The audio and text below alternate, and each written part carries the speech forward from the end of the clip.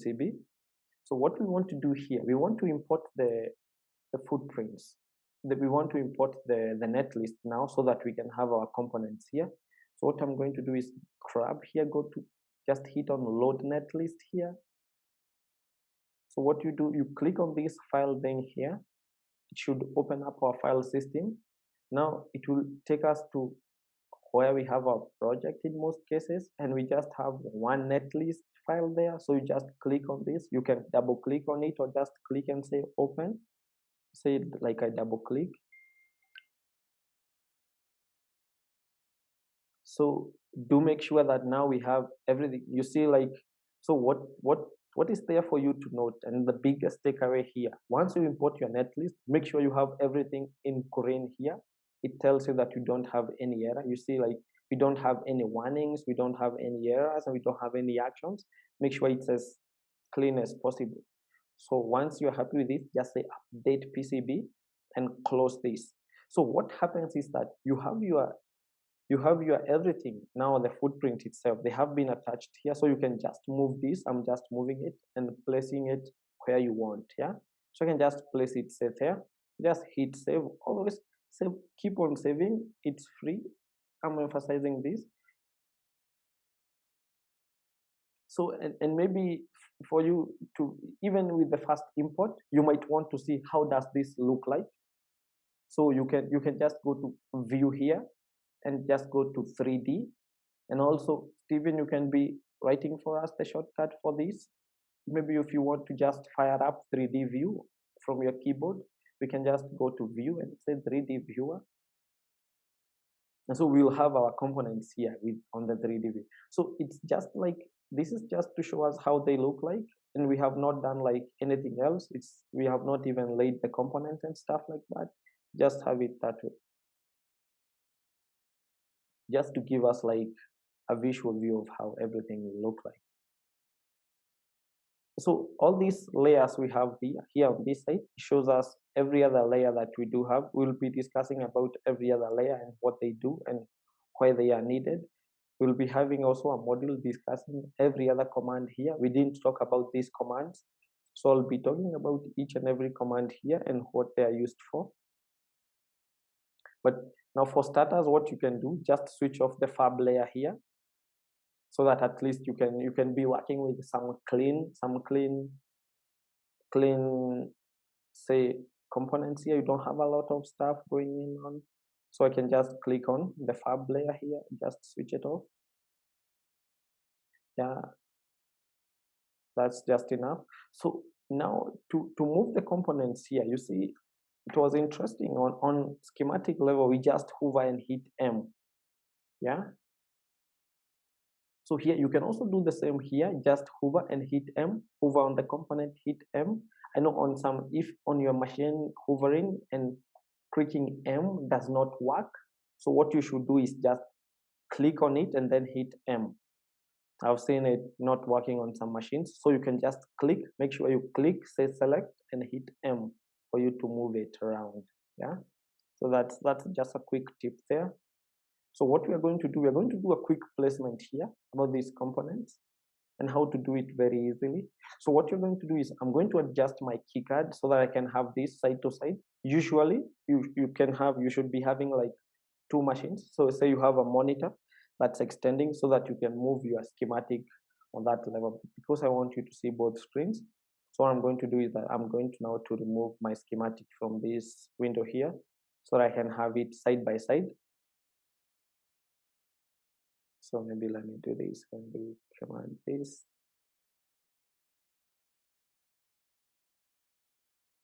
Yeah, so I can have this. I'm gonna just move it a little bit here. So I'll also move this. Yeah. I hope, no, it's not. I mean, I want to have everything here.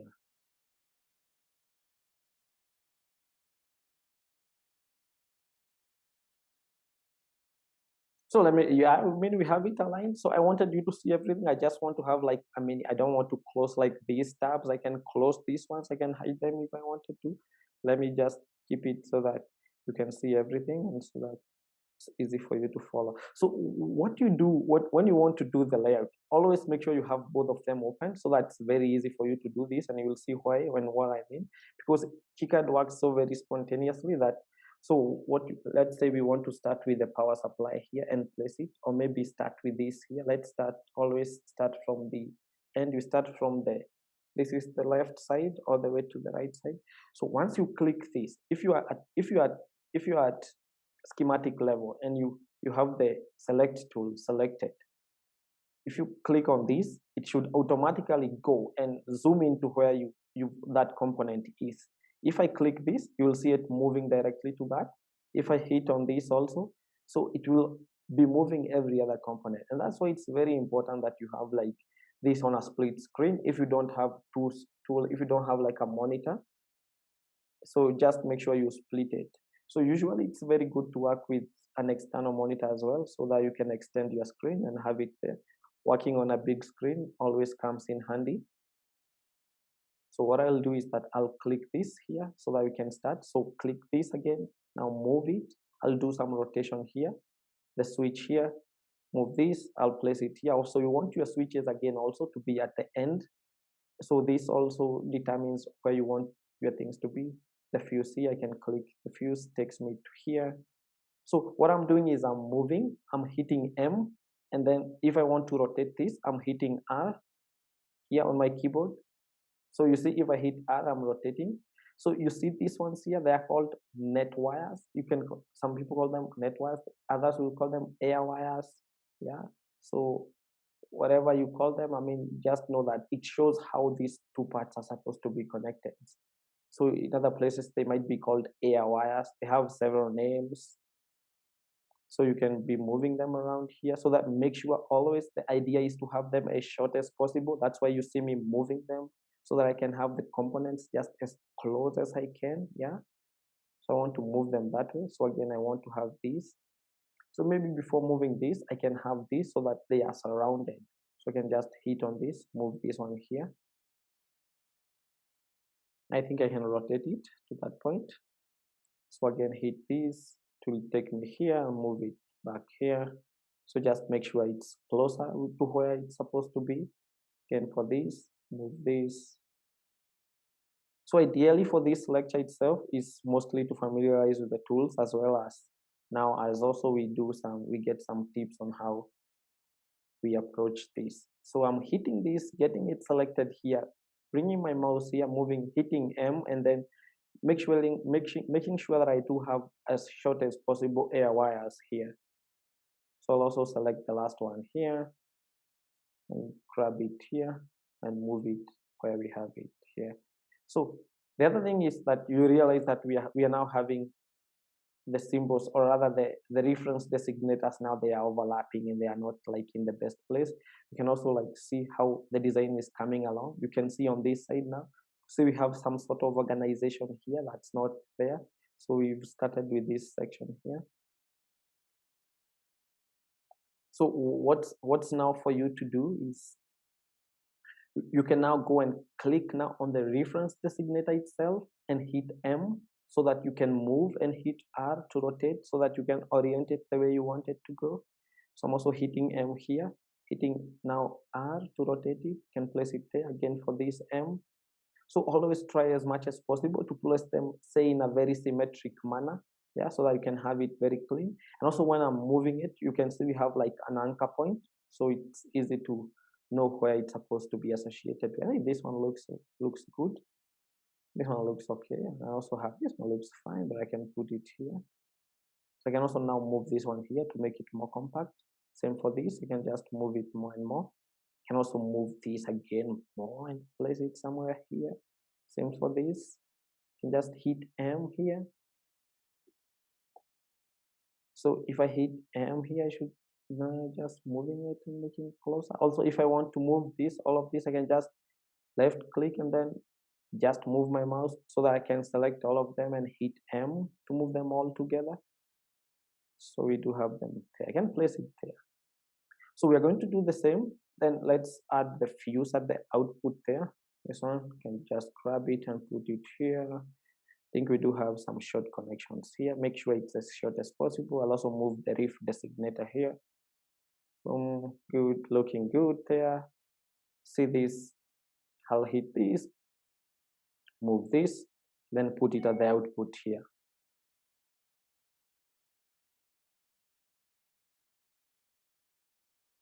Fantastic. So I can move this also here. And you see, now that we do have this one being very common with this particular site that we are working, we can borrow this layout very much.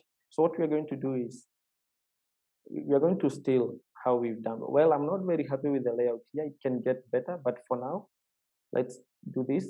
Yeah, I had some tip there. Yes, Stephen, I'll be considering that. I'll tell the members. Thank you so much. So I'll click on this. It directly hovers and gives me this one. So I'll just move this, rotate it there, just have it there. This one switch, can grab and bring it here.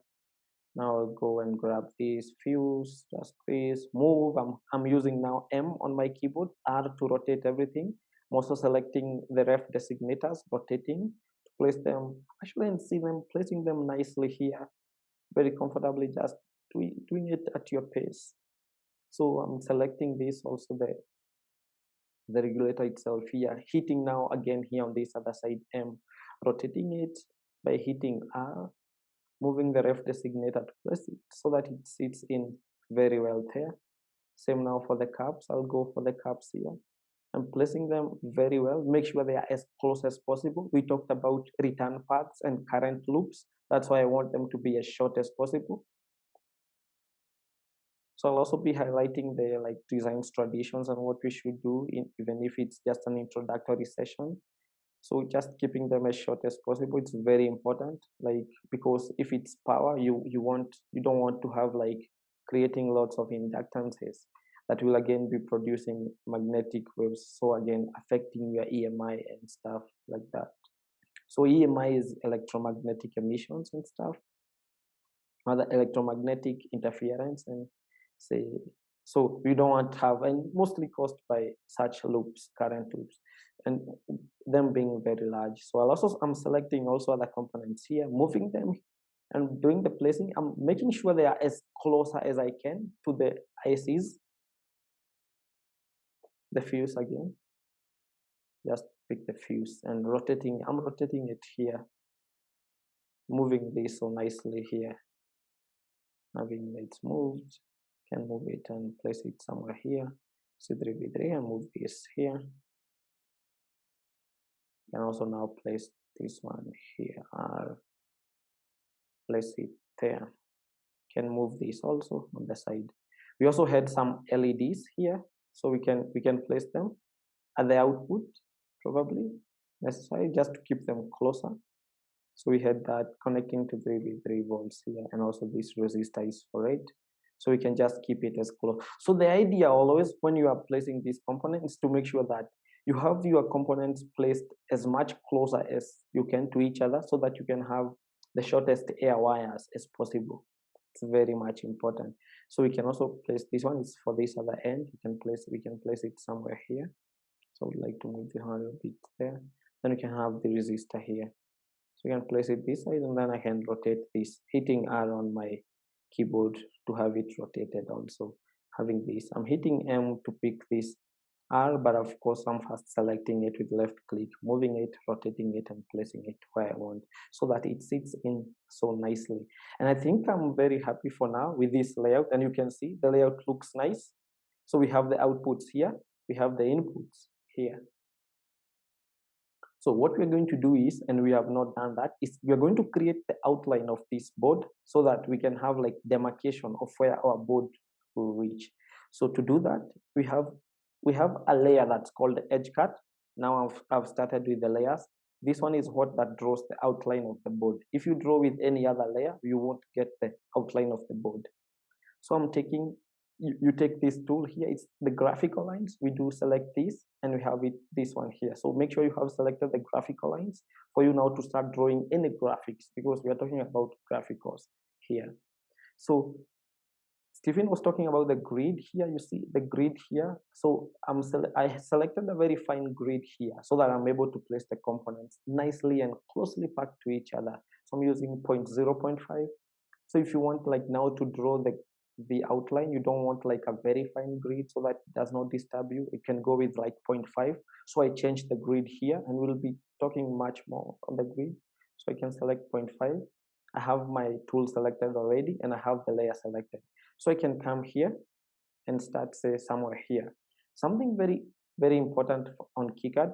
Let me just have this full screen now so that I can touch more. We don't need the schematic anymore for now. So what's important, you check these scales here at the bottom here. We have this one, X, Y, we have DX, DY. So what happens here, this X and Y, these are coordinates in reference to the KiCad 00. KiCad 00, most of us, I know they don't know where it is. It's somewhere, it's usually somewhere here. So if I take my keyboard by my cursor here, you can see we have like 0, you see where we have here, we have 00. It's somewhere here. So always here. So it's always in reference to this. But now we can create our own. Say we want to know the distance and we don't have anything else to do and we don't want to measure yet. So what we do is when you come and let's say this is our starting point. So what you do when you are here, just hit spacebar on your keyboard. I want you to watch what happens to this dx dy when I hit the spacebar here. So when I hit the spacebar, you see it goes 0, 0. Dx dy goes to 0, 0. And then I can now left click. If I start moving, you realize that now the dx dy now is actually changing. Yeah. So I want to have x changing to 0, and I have now y up to where I want it to have like my demarcation here. We can have it at 44. So I also move this one here. So I can have it here so that I can have my components nicely sitting in there. I'll make sure at x here I'm at 0. So I'm at -5. So yeah, I'm at 0 now. So I can also now move this and also move it and make sure you just click so that it snaps here. You have that circle showing that it snaps in. So with that, you can just now save, and we have our outline there, and we have our board now sitting in that demarcated area in a very nice, sitting very nicely there.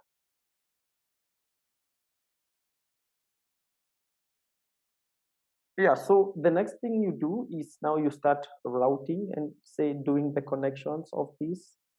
So you use the route tool here. You see the route tracks here. This is what we use for that purpose. I've always been saying that probably you want to do some bigger tracks for the input of the power, because like now here, you remember this, the power inputs. So what I do, if I select this tool and I come hit here, you see now I'm having some, I can now move the tracks, and these are the actual wires that do the connections. So to change the width of this, you can hit Q on your keyboard, and also let's have that on the nodes also. If you hit Q, it will pop up here, and you can do the diameter width, or rather the width that you want for that particular trace. So probably for this case, we can go with 0.8 for the input. We don't have a lot of voltage, but again, it's enough, that's sufficient. You see now we have it bigger, and then we can just connect it there that way. So what we're going to do again, if you want to set like preset tools, say in terms of width and stuff, we can also do it here. You see here we have track. If you come here, you can say and edit predefined sizes. So once you hit that, you can get all the widths here. So we can add one here, like we'll be using mostly, say 0.8. You can do mm or just leave it that way. We can say like 0.5. Also, we will be using 0.5 mm. Yeah, and for this board, we can use maybe lastly, we can use 0.305 or maybe 0.348. This is 12 mils, so I can just do that. It's also very good. So you can hit now, okay, on your keyboard. So say now we want to use any of those. You just select here, and then you come here, and then once you do that, they just flow up, and then you can select whichever you want. So now routing the board is very easy. It's just a matter of now tracing everything here, and also so that we can have some very fine drawings here. That's where again you adjust your grid, say 2.0.5. It will never fail you. It will give you some very good finish here. So say you want to adjust this angle here. So what you do, you just hit D, you hover and hit D on your keyboard. D, when I hit D, you see the way I'm moving it. You can now move it anywhere you want. And maybe I'm very comfortable with it being like that way. I have some sort of like symmetry here with this other side. Well, not very important, but just for visuals now. So we can have, and as you are routing, it's very important for you to note in KiCad, you see it gives you the number of unrouted traces here. It says here like 37 unrouted. And once you start routing and see on the 3D part, you can see now the traces being drawn. Like you can see this trace here, we have one trace there. So you can also keep on seeing the traces coming in nicely there and stuff. So we are going to quickly now draw all other traces because they are just very close to each other. I'll just use for power, I'll just use 0. And just connecting them. So here I'm not going to pay much attention, say in terms of this, but I'll be talking much, say, to do with routing and stuff. But the tips here is just to make sure you are coming out, when you are coming out at a component, make sure you are coming out at 90 degrees. Avoid such traces, you see. Just avoid such traces. Well, I'll give reasons well onto that as well. So just come out nicely at 90 degrees. Then just also again route nicely at 45 degrees when you are doing the traces to other connections. I'll do the same here. So for this also, this again. Yeah, for this you can have some good trace here all the way this way. I'm doing them very nicely here at 45 degrees.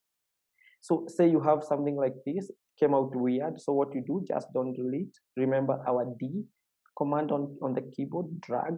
It drags and preserves the angle. So that's the difference between now D and some other command I'll be coming to, which is G.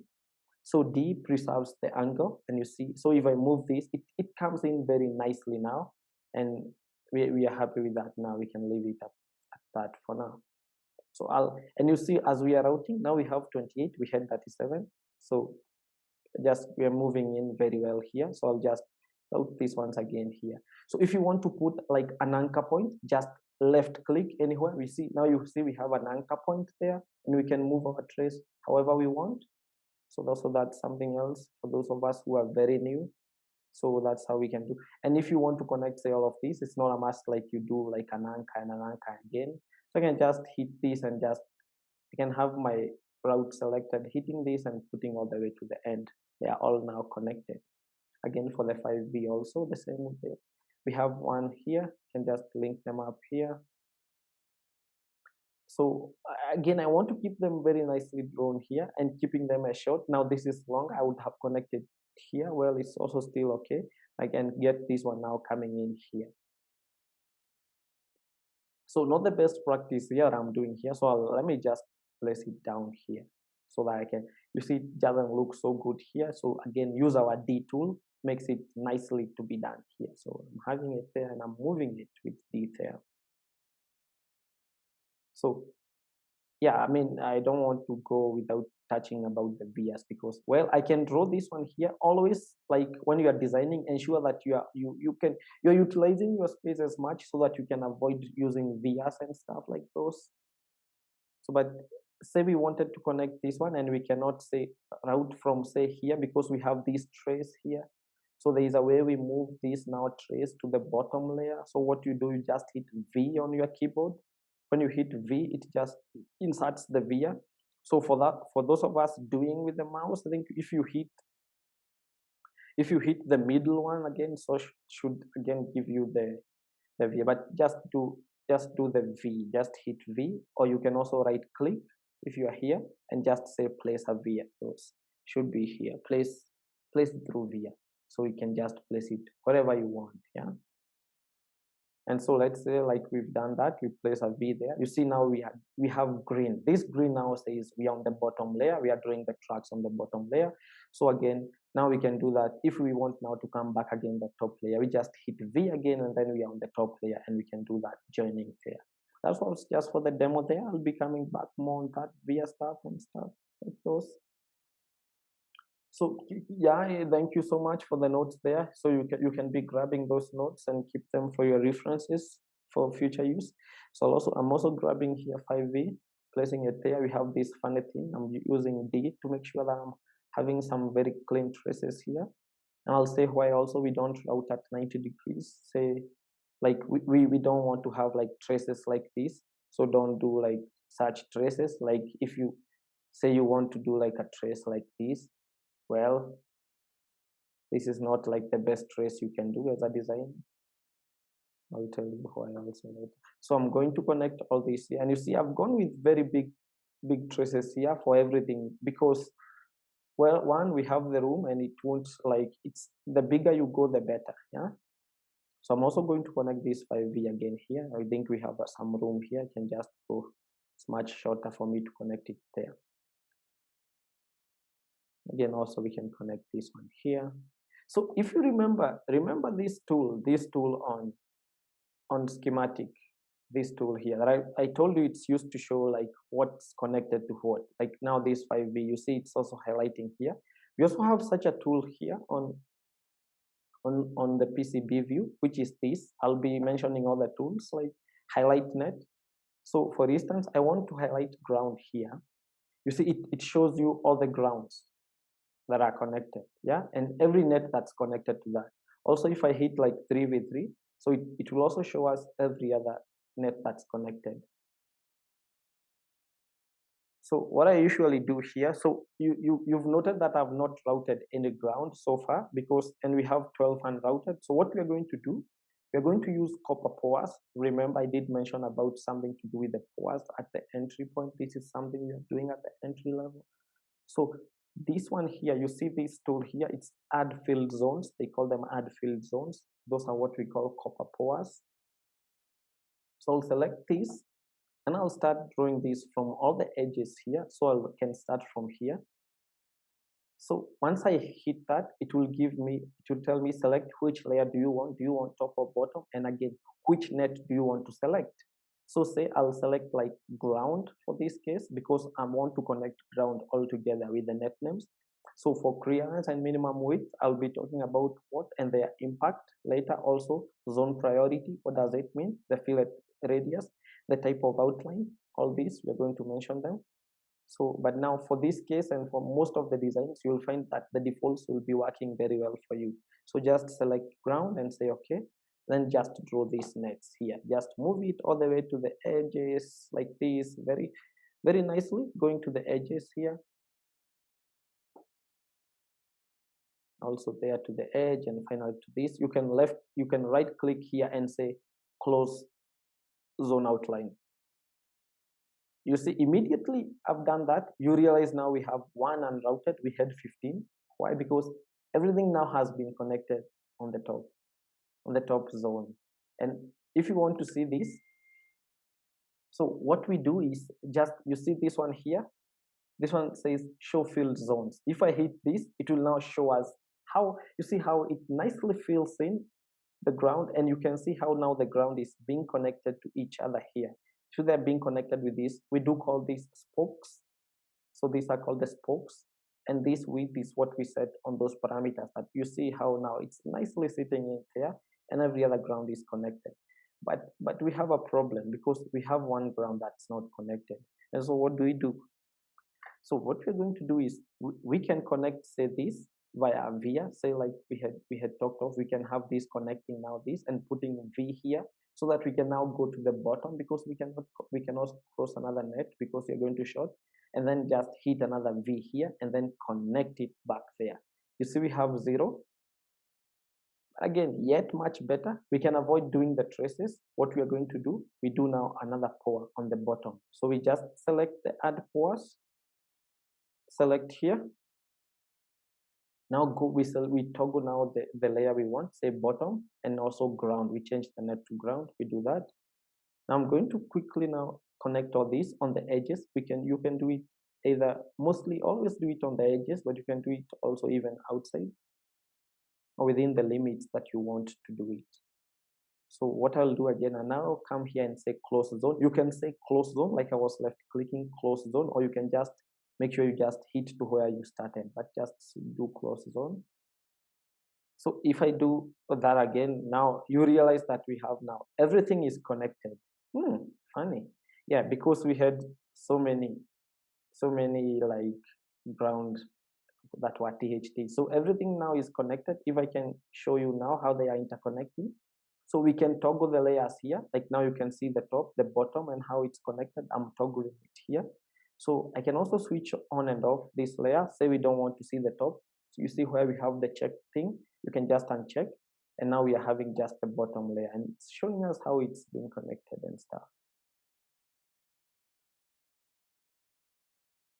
So say another thing now that I didn't highlight, and very good practice when you are doing this as engineers. So I talked about, if you remember, and if you go back to the notes that we had on capacitors, we said that it's always very much advisable so that you can have like very solid and good return paths, that every decoupling capacitor should be connected to a via from ground with some short trace and short thick trace. Yeah, so that's what we should have been doing all the way. So you just do a via, just do something short and a via like that.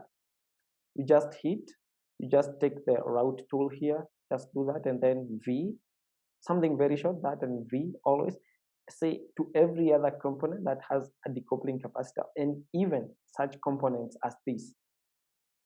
So like every cap, give every capacitor its own via like this.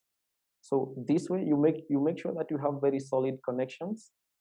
Yeah, like this. So always do this in your designs.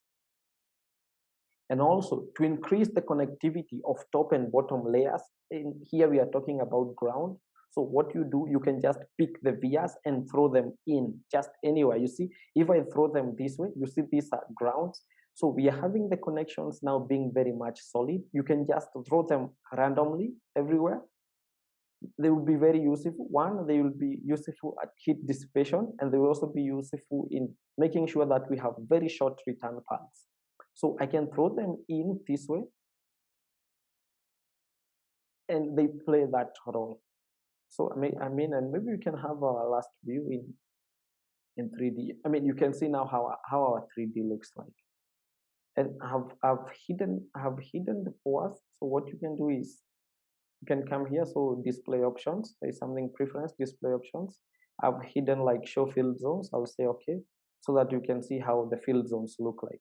This is the copper pore that we were pouring, and it looks like this now when you have the copper pore, and the traces are nicely separated here. So something like this. So maybe one last thing that I'll cover as we wind up, because I don't want this class to be very long. It's already getting longer than I would have expected.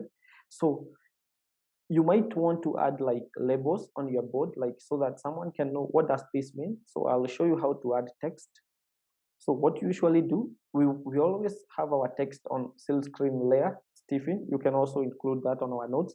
You see how this silk screen layer here, and we wanted to have it on our front silk screen layer. So what you do, you select this and then go to text here. T, this is text. So what you do, you can now just place it anywhere you want. Just hit anywhere, you can just hit there and then write. For instance, here we have 3v3 out. You can say 3v3 space out. Yeah, let me go with the caps here. Out.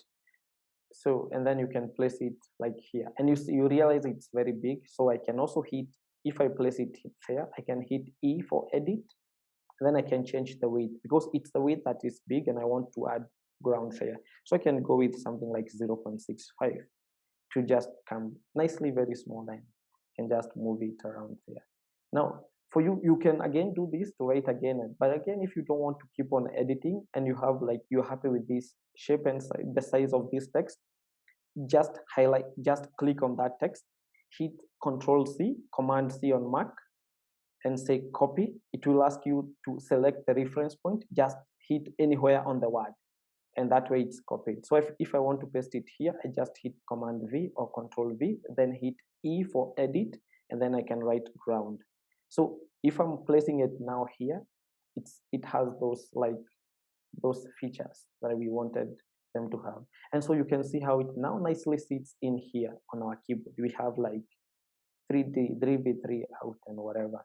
And also now we can have this, say, like we can have it, we can also have like text of this. We can say like this is a power supply. We can say power supply, say 5V and 3V3, and we can say it's fast, say probably it's board. Yeah, we can say yeah 53v3 and say we designed this, we are in 06 2021. We can do that, and we want this to be 0.65, and then you can place it somewhere here, so that I mean you can say what that design means and what does it do. So it sits in there very nicely there, and you can also now add other labels for every other thing that you want. And of course, in the next lectures, we'll be diving into more, discussing more on the commands that are available for us here at our disposal, and also how we'll be generating now production files, diving deeper more into these commands and how we are going to use them every other aspect. Probably you might want a different shape here, you might want to have some curves here at the ends and stuff like those. So we'll be diving deeper into that. And lucky enough here we have had our board also, and it's mostly it's a single-sided board, but we have made it double-sided in terms of layers.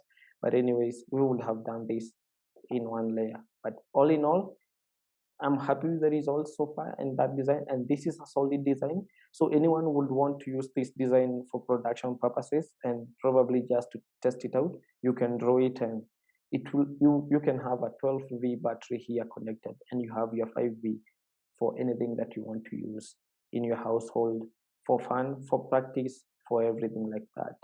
So thank you everyone, and if you have a question, that's it for today. We have now more coming up. I think now for those of us who are very fresh, if you now have to rewatch this recording, you'll become much familiar with the tool. As I emphasized on our previous lecture, that repetition is key.